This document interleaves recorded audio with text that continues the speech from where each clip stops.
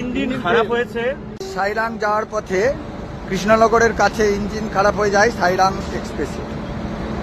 এখন আরেকটা ইঞ্জিন এসেছে, এই ইঞ্জিনটা জুড়বে, তারপরে যেতে পারবে। কিভাবে জুড়ছে ইঞ্জিন।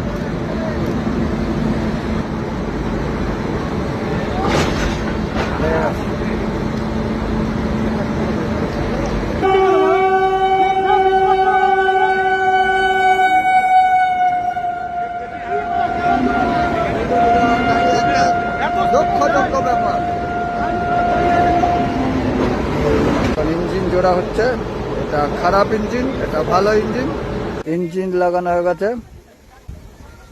ইঞ্জিন লেগে গেছে সাইরাং এক্সপ্রেসের সঙ্গে। চালু হয়ে গেছে ইঞ্জিন,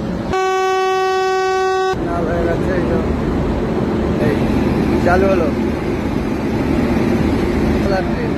একটা, দুটো, তিনটে, অবশেষে চালু হলো বেশ কয়েক ঘন্টা পর।